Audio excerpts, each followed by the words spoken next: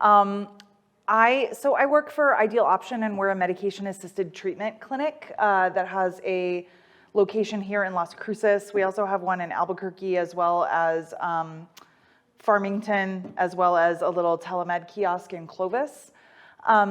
So I think sometimes when I talk about medication-assisted treatment, people either don't really fully know what it is, or like they've heard some things and they're not totally sure. And then also there's a lot of sort of myths that go around about it. So I just sort of wanted to address a few that we hear frequently, and then also maybe go through a few facts and, just sort of let you know about the work that we do.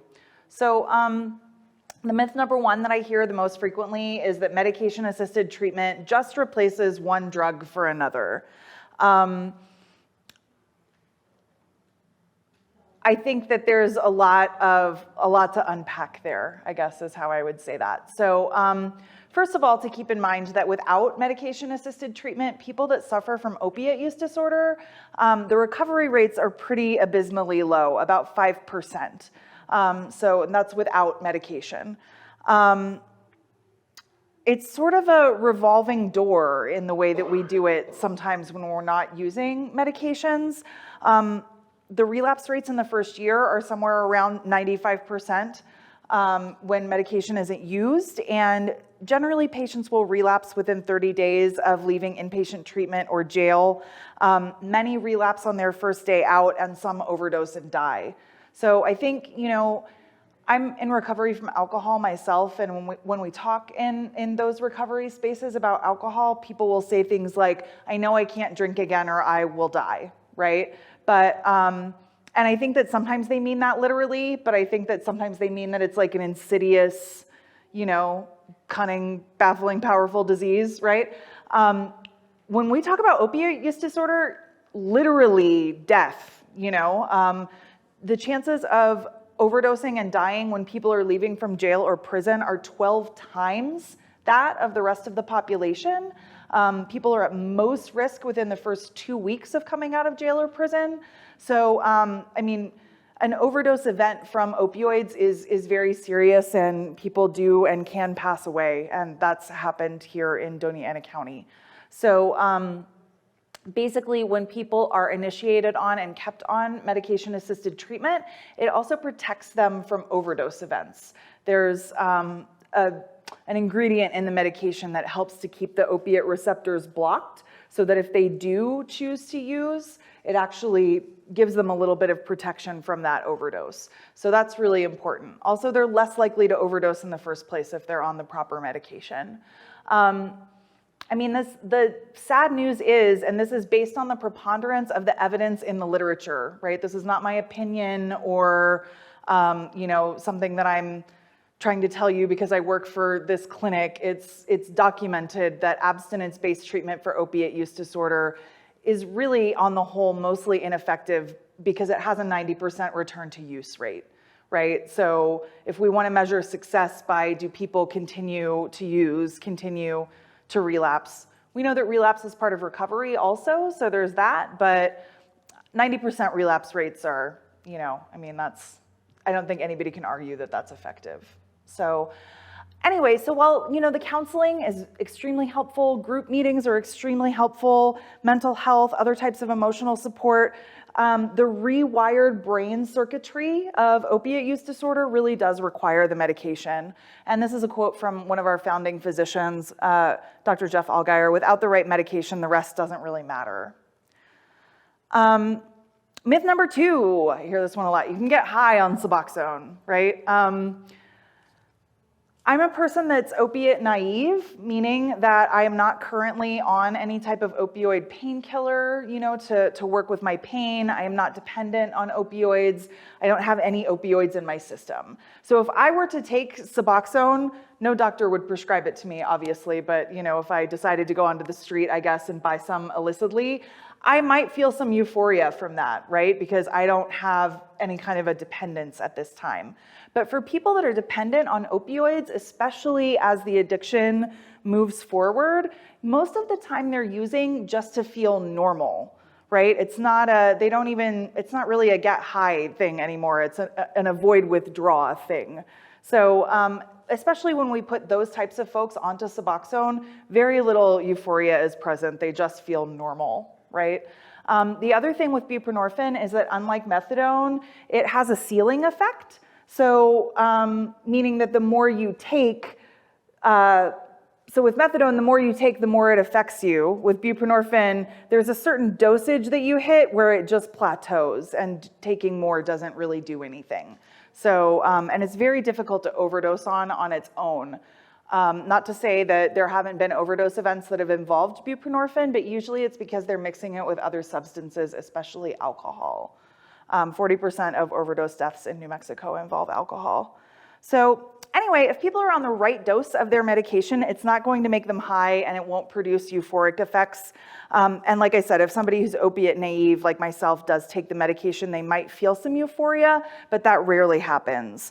And like we had discussed, it's a partial opioid agonist, so it has a ceiling effect. So just because people take more doesn't mean that they're going to feel any different. It sort of like tops out at a particular space. And most of the formulations have both buprenorphine and naloxone in it, right? So the buprenorphine is the active partial agonist that attaches to the same receptors as other opioids, but it only partially activates those receptors. So that's what eliminates the withdrawals and the cravings and helps people feel normal. And then most formulations also have this extra component, the naloxone, which I'm wearing a shirt about, which helps to reverse opiate overdoses and also block the effects at the opioid receptor. So what this does is if somebody tries to abuse the medication, like if they try to melt it down and inject it, let's say, the naloxone then kicks in and blocks the effects of the opioid. So that's kind of how that works. So this is a quote from one of our patients that I really like. He says, "Suboxone allows me to think about my day-to-day life and to stay in the present. You don't get high at all, you just get to think." So for him, the brain circuitry is already rewired from the opiate abuse. And then when they take the Suboxone, it kind of levels everything out and makes things feel normal. Myth number 3, you can never stop taking Suboxone. I've also heard the other myth, which is that you should only take it for the shortest period of time possible and get off of it as quickly as possible, right? So these are both sort of not treating things as, it's a nuanced discussion, right? There's not necessarily an easy answer for this, sort of like any medication. So it depends on the person's unique experiences. We generally say that if somebody wants to be on Suboxone for anywhere from half of the amount to the amount of time that they were abusing opioids. So if somebody's only been having a problem with something for about a year, then maybe they want to be on the Suboxone for a year. But if we get a person that is in our clinic that's 65 years old that's been abusing opioids since they were 14, they might need to be on Suboxone for the rest of their life. So it just very much depends on the situation, and I don't think there's any easy answers. And I also think that there's a stigma also in being dependent on the Suboxone, right? People think that they're not really sober, right? When there's not that kind of stigma around, let's say, a diabetic, right, that takes insulin, or a diabetic that takes other medications.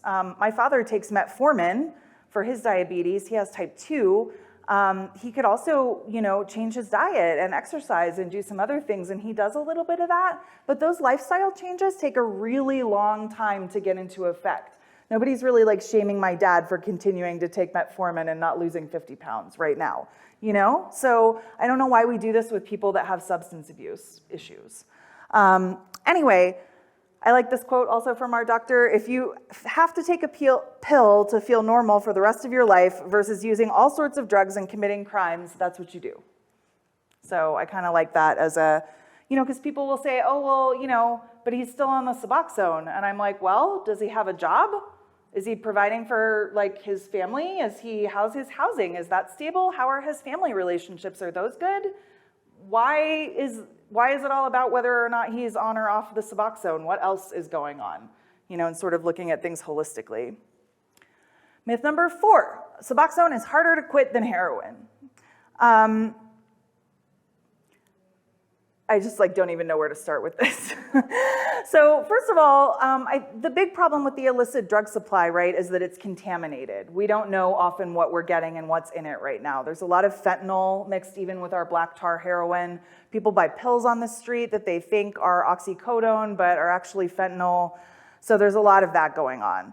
Suboxone is legal, it is prescribed, it is a specific dosage. It is dispensed by a pharmacist. We know exactly what we're getting, exactly how many milligrams are in it, and we can taper a person off of it very methodically, half a milligram by half a milligram if necessary. This sort of thing isn't really possible to do with pharmaceuticals that you're buying on the street, right? You can try to taper yourself, but it's a pretty difficult process, and especially to try to do something like that without guidance.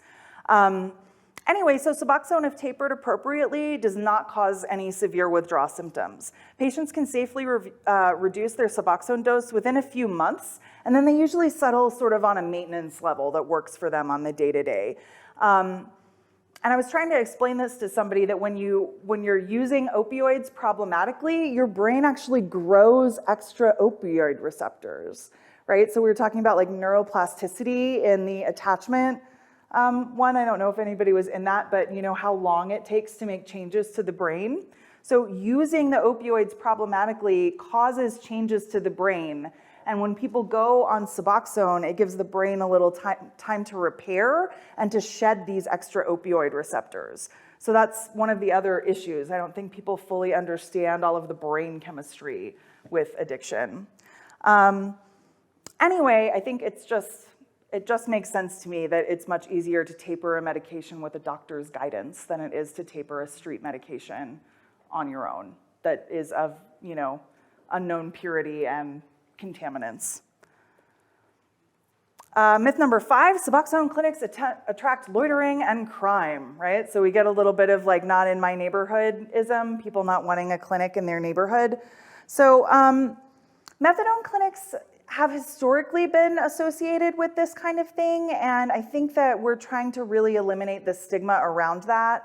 I think methadone is a very helpful medication for many people, and I certainly don't want to talk badly about methadone. Suboxone clinics are also, though, a little bit different because it's not that sort of morning daily dosing model. We don't stock any medications in our clinic.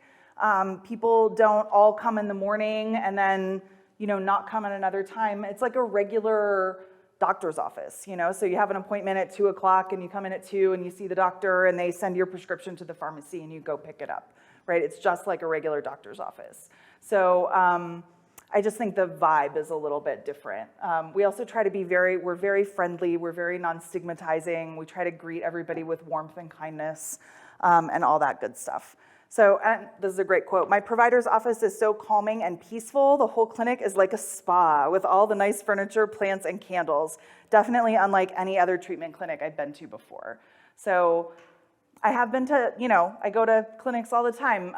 There was a clinic that I was in pretty recently, and it was just very, not one of our clinics, but it, there were all these signs that were "do not charge your phone here," right? And everything was just very white. It was very stark. There was sort of nothing in the waiting room. And I was like, well, this doesn't feel very welcoming, Yeah, so we try to keep our place, pretty welcoming, right? There's soft chairs, there's plants, there's brochures to browse through, just so that people feel nice about being there. And we totally don't care if you charge your phone.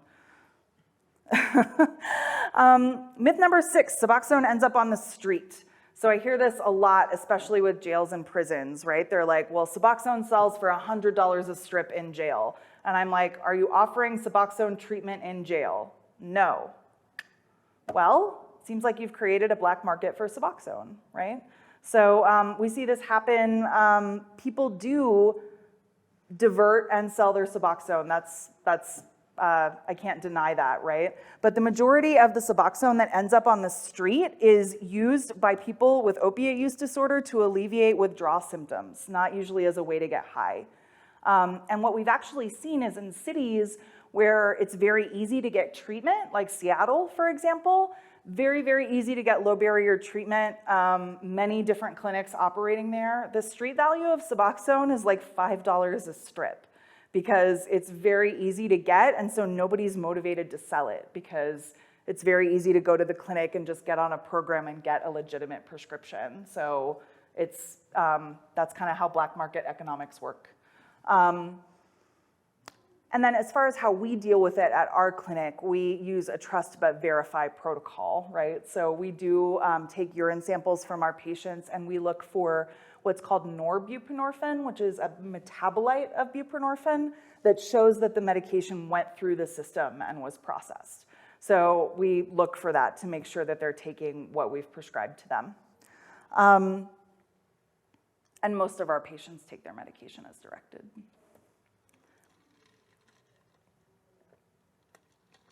This is another myth I hear a lot, that detoxing in jail helps people to get clean.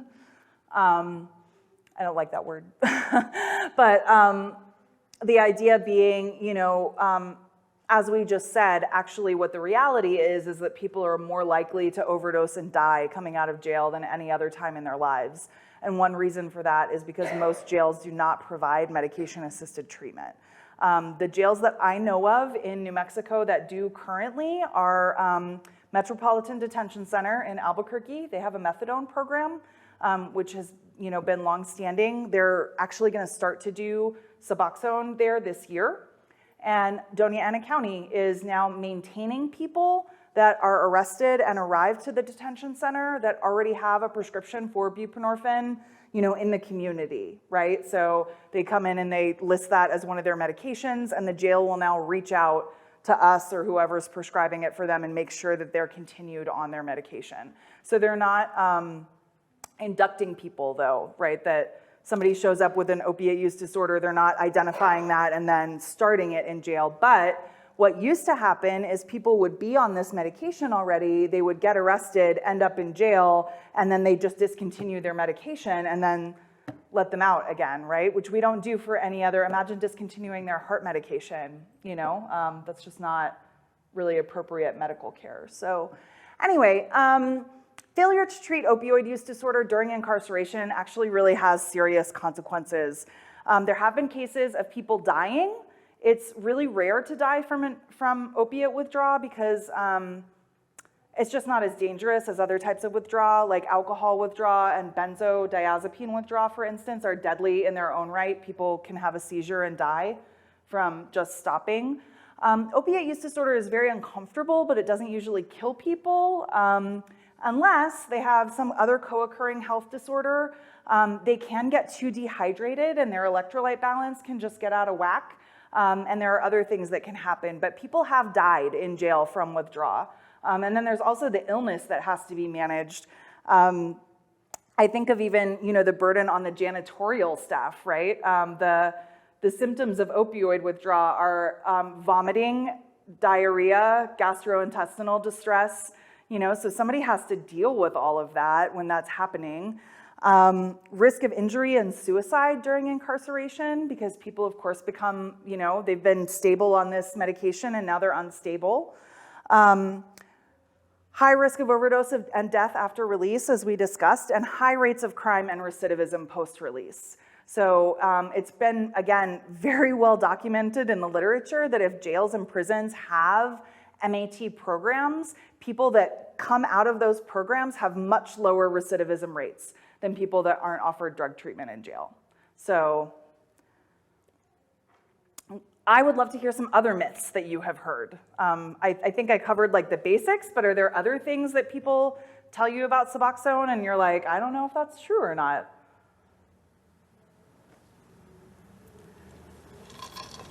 I've heard several of the ones that you have stated up there about you just replace one drug for another. Mm-hmm. But, so I work with adolescents, and we actually had a young girl who was 16 years old and had been using since she was like 13 heroin. Wow, yeah. And when we got her, we were like, oh, I had to educate myself and what we needed to do to support her and help her remain in the community. Mm-hmm. So, and she's like, she was really open and was willing to talk with us. She provided more education for me than anything else. And yeah. also stated what you said up here, that I'm not getting high. It just helps me Be normal. think about something else other than getting high again, or shooting up. And so it was like thinking about, oh, I can actually go to school today. What am I going to wear? That's a normal kid.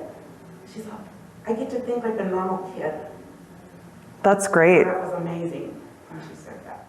Yeah, we had Cassandra, Counselor Gondara and I were talking a little bit ago. We had an open house event at our clinic about a month ago, and one of our patients spoke, and she was very eloquent, and really it moved me a lot, and talked about how much the program had helped her and how she was really able to, improve her life and move forward. And then it was interesting, the other thing I pointed out was that her and her husband were using together, which is very common. And she came to see us at Ideal Option, and her husband was seeing someone at Alt Recovery, which is the methadone clinic, and they also do Suboxone. So I don't know what he's taking, but I think that shows why it's so important to have different choices in the community, because what works well for one person might not work as well for another. Even if we're using the same medications, the structure of the program or like something about it, might just be better for one person than another.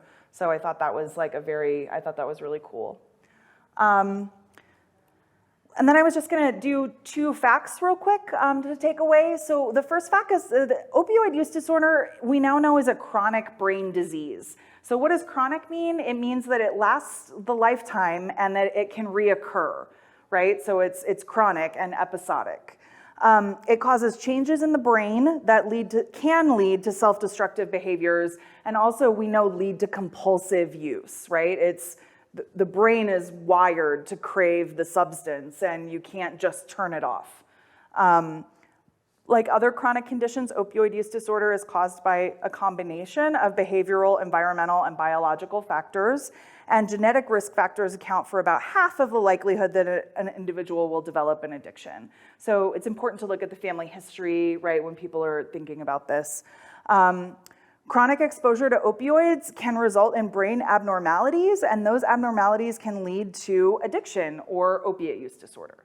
So that's kind of how it goes, right? It's not just it's funny, right? People will be like, it's all in your head. And I'm like, yeah, and my head controls a lot of different things in my body. And then another fact, opioid use disorder is treatable with medication. So medication-assisted treatment, or MAT, you may also hear the word medications for opiate use disorder, or MOUD. So you might see that acronym out there.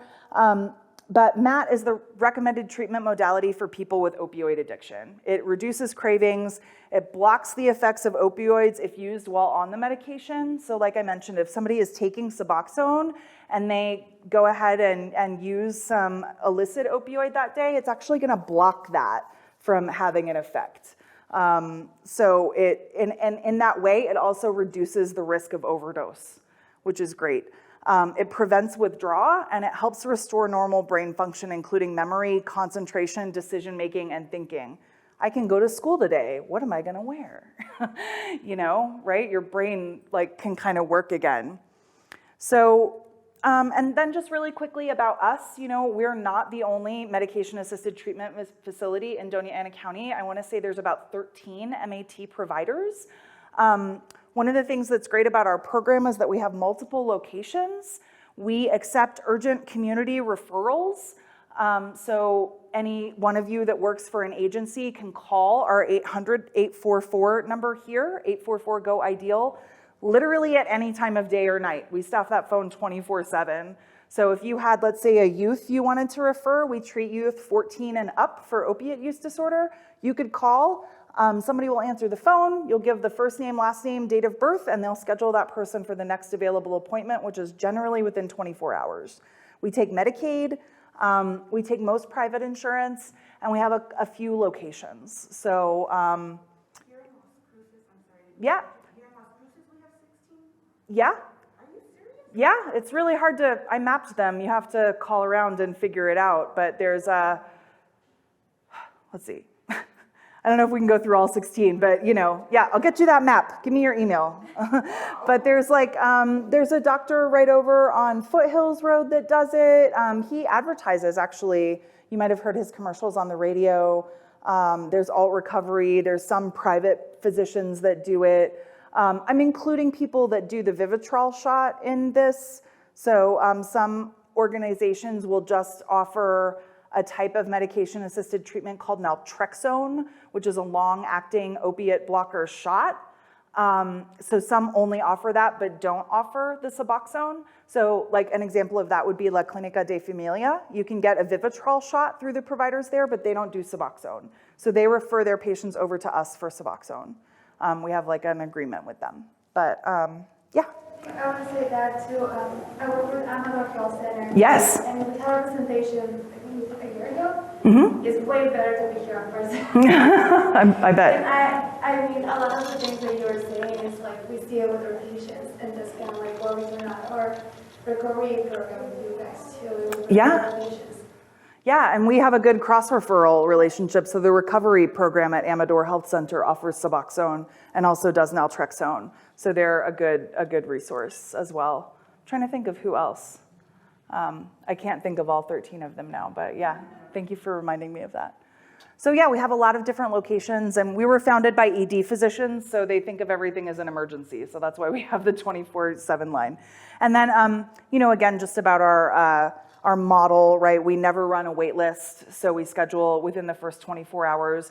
Here in Las Cruces, for example, we have a nurse practitioner that works at that location.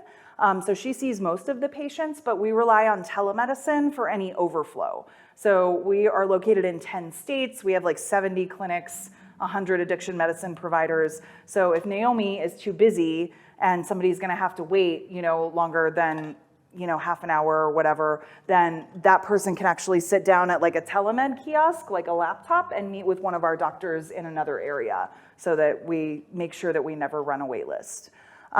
We try to eliminate all financial barriers. So we do take Medicaid. Like I said, about 70% of our patients are Medicaid. We take most private insurance, but you would want to check the website just to make sure. Like for whatever reason, Cigna in New Mexico is kind of giving us a hard time, and we haven't been able to get in network with Cigna yet. So not all commercial insurances, so just double check. But all of the Medicaid plans, Medicare, and then we have also financial assistance and payment plans and good referral relationships, right? So somebody that's truly uninsured, right, might actually be a better fit at Amador. Or methadone might be a better option for them because it's cheaper and, a few dollars a dose, right? And they might be able to get signed up. So anyway, that's just to say that I try to maintain good community relationships, right? I don't think ideal option is, we're the ideal option, right? But I don't think we're gonna solve it for everybody. No overnight stays. So like I said, our clinics are just like a regular doctor's office, and our outpatient clinics are located conveniently so that patients can see their family, keep their jobs, and build new routines. And then we also have no penalties. So this is what I mean sometimes when I say that we're low barrier or a harm reduction model. So we understand that addiction is a chronic relapsing condition. We don't expel people from our program for return to use episodes. If they slip and they come and we talk about it, then maybe we make an adjustment to their medication, or maybe we figure out what it was that, made that happen, or maybe we suggest more support, in the form of therapy or support groups or whatever. But we don't kick people out of our program for continuing to use other substances. So for example, the example I always give, we have a lot of people that are what we call polysubstance users. Most commonly, people will be using, for example, opioids and methamphetamine. If we see them in our clinic and we get them taking buprenorphine instead of using those illicit opioids, but they're still using methamphetamine, we're gonna see them once a week. We're not gonna take them off the buprenorphine because it's safer to be on buprenorphine and using methamphetamine than to be using illicit opioids and methamphetamine, right? So we're thinking about like stages of change and incremental progress, and we're gonna try to work with them to stop using the methamphetamine, right? We might prescribe another supportive medication. We might recommend another program, but we're not gonna kick them out of our program as long as they're continuing to take their buprenorphine. I think that's pretty much it, yeah. So thanks so much for coming. I feel like it's like that after lunch lull when we all wanna be taking a nap, so I appreciate you being here. So what is your age group again? So So for opiate use disorder, we can see youth 14 and up. I would recommend that if you work with youth to call the referral line and speak with someone and let them know that you have a youth that you want to refer. It does require a sign-off from our medical director, but that's usually just a formality. The medications for opiate use disorder have been on the market for a long time, are very safe, have studies with youth, right? We also offer FDA-approved medications for alcohol. We unfortunately can only prescribe those to people that are 18 and up because alcohol is actually much more dangerous. Like I had mentioned, the withdrawal can be deadly. So we unfortunately can't take on that responsibility in an outpatient setting, for kids. So we would usually I would recommend Peak. They have an adolescent program. Mesilla Valley Hospital has an adolescent program. You just want those kiddos to be like a little more observed, especially if they have to detox from alcohol. And then we also offer medication-assisted treatment for methamphetamine. I'm not allowed to put that in print because there's nothing FDA approved, but there have been some promising studies. And if people want to try, we're happy to prescribe. But because those aren't FDA approved, we can't use them on people under 18. So 14 and up for opiates. And we also take pregnant patients for opiates. We actually try to prioritize pregnant women. So, we take everybody very quickly, but we'll try to take them even more quickly. But again, can't see pregnant people for alcohol or meth. Yeah. They would need to go to more of again, I would recommend Mesilla Valley or a program that serves pregnant folks because it can be very dangerous for the fetus. Yeah. Any other thoughts or questions? You guys were very easygoing on me. Thank you so much. Thought I was going to have a room full of people with pitchforks, but no. So I really appreciate you. And then I guess we have another keynote coming up in 10 minutes. So enjoy your break and we'll see you in the main room.